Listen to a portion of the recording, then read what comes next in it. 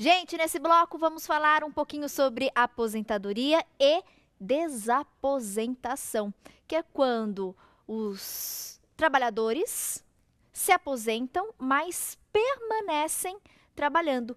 Infelizmente, né, os benefícios não conseguem manter, muitas vezes aí o segurado pós-aposentadoria e muitos acabam trabalhando. Eu tenho um dado inclusive interessante, 1 em cada 3 homens aposentados continuam a trabalhar mesmo sendo aposentados, né?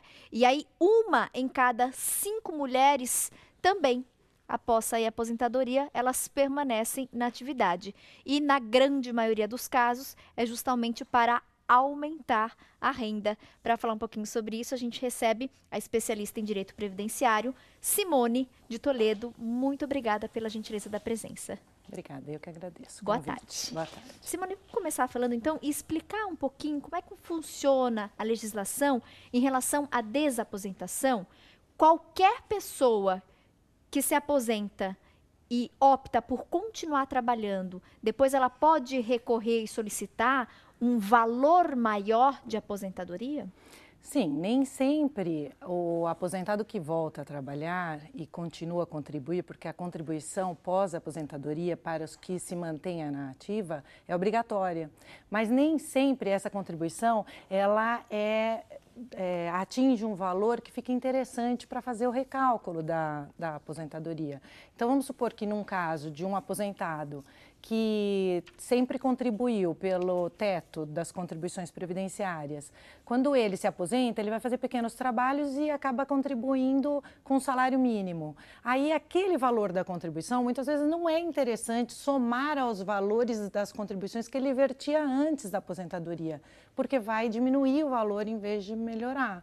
Então, depende de cada caso, né? Tem que ser analisado cada caso. É bastante individual. Então. Exatamente. A depender do valor das aposentadorias, do quanto era contribuído antes e quanto se manteve na contribuição pós-aposentadoria.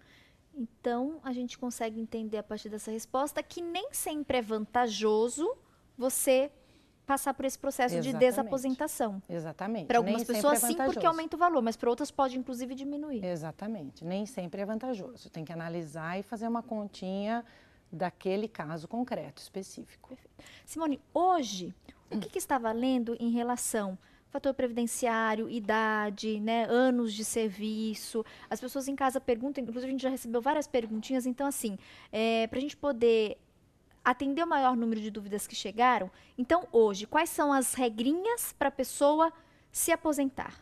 Bom, as regras de aposentadoria, elas não mudaram. O que mudou foi a fórmula do cálculo e que está aí prestes a mudar novamente. Então, a gente tem que estar sempre muito atualizado quanto à normativa daquele período da aposentadoria específica, né? Então, hoje, a novidade é a regra do 85-95, que é a possibilidade de você somar a sua idade com o tempo que você contribuiu.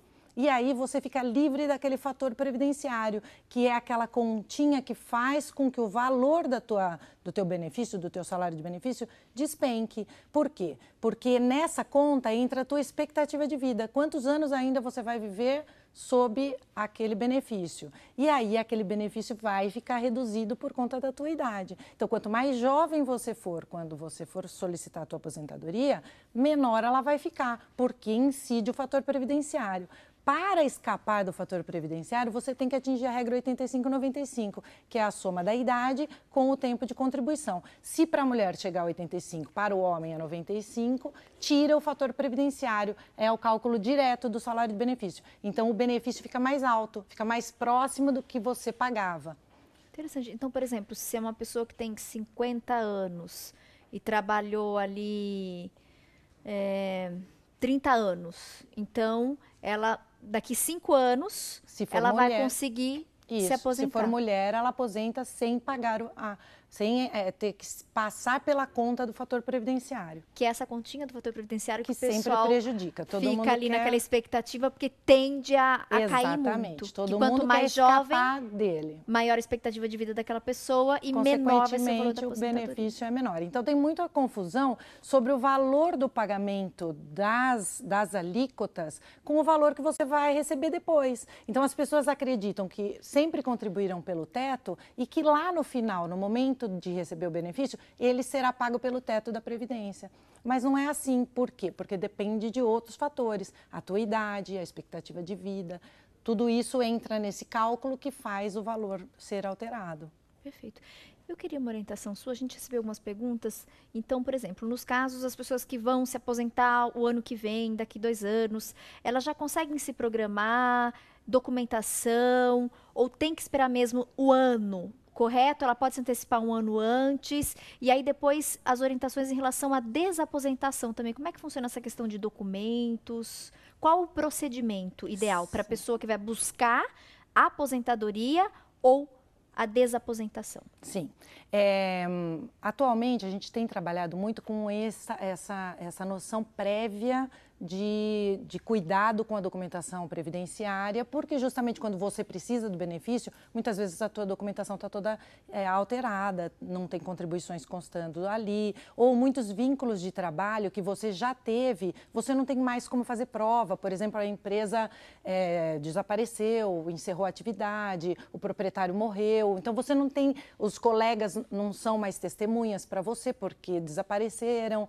Então, quanto antes você for regularizando todos os vínculos que você teve de trabalho durante toda a tua vida laboral, mais fácil é no momento de um benefício.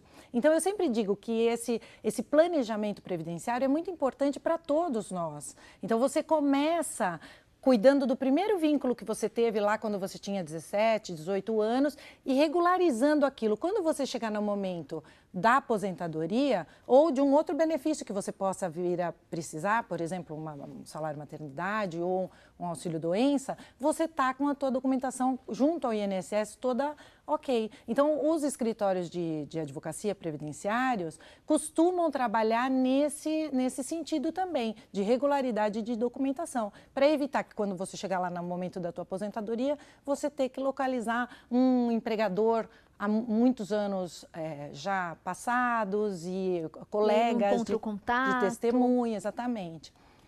Agora, quanto à desaposentação que você estava pedindo para eu falar... A questão de documentos, né? O procedimento. Normalmente a gente tem o hábito de não manter muito regular esses documentos, né? Então, quando a gente precisa fazer uma alteração documental na Previdência, a gente tem sempre muita dificuldade na localização dos documentos. Esse é sempre o grande problema no direito previdenciário, porque a gente não está falando de um vínculo de 5 anos atrás, a gente está falando de 30 anos de prestação de serviço. É a vida inteira daquele Exatamente. Então, você tem que ter essa documentação com você, essa documentação laboral tem que andar por toda a tua vida regular. Né, todos os teus vínculos. A gente tem muito problema com os vínculos de trabalho rural. Então, tem muitos trabalhadores que trabalharam também na zona urbana, mas misturaram um período rural e essa prova rural é muito difícil de fazer, porque eles deixaram para fazer muito depois, então as testemunhas já desapareceram, aquelas documentações da época. Então, se está tudo registrado ali na carteira de trabalho, exatamente, é mais fácil. Mas se a gente precisa dessas provas extras para comprovar períodos de trabalho, o quanto antes ele já conseguir organizar isso e já ter isso, melhor. O mais indicado é que todo o trabalhador, ele tenha passado pelo menos uma vez a cada 5 anos na Previdência e pego ali o extrato das contribuições, que é o CNIS. É um documento que a Previdência fornece para todos nós, trabalhadores, que dá um histórico da vida laboral. Qualquer pessoa pode ir buscar esse extrato. Se o advogado que for, ou um procurador, ele leva uma procuração com o documento da cópia do documento da pessoa e pode fazer também a retirada desse documento. Mas o próprio trabalhador pode. Não precisa agendar, vai direto na fila fila e faz um pedido de uma cópia de CNIS. Com esse CNIS, ele vai fazer a comparação entre o CNIS, o que consta na Previdência como vínculo laboral, e o que ele teve de verdade. Então, ele junta ali a carteira dele de trabalho e vai olhando, e vai ticando, para ver... Opa, faltou um aqui. Esse eu preciso regularizar então, porque a hora que eu precisar de um benefício, eu vou ter que provar esse vínculo que não aparece. Como é o nome desse estrado? CNIS. CNIS. Interessante isso. Eu admito que eu não sabia dessa... Então, e é muito importante que ele esteja ok, que ele combine com a tua vida laboral. E o que a gente vê na prática é que normalmente não bate. Então, ou porque o segurado fez o depósito numa conta diferente, entende? Então, é importante que isso seja visto ao longo de todos esses 30, 35 anos da tua história laboral. Uma hora ou outra você vai precisar daquilo, então você precisa se preocupar em regularizar aquela documentação. Perfeito. Simone, a gente vai fazer um intervalo muito rápido. Na sequência, a gente volta a falar um pouquinho mais sobre aposentadoria, desaposentação e começar a esclarecer aqui também algumas dúvidas pontuais do nosso público e dá tempo de você mandar a sua. Liga, fala com a equipe do Call Center ou manda sua mensagem aqui pelas redes sociais. Já estou aqui com o tablet na mão e no próximo bloco a gente esclarece as suas dúvidas. Participem!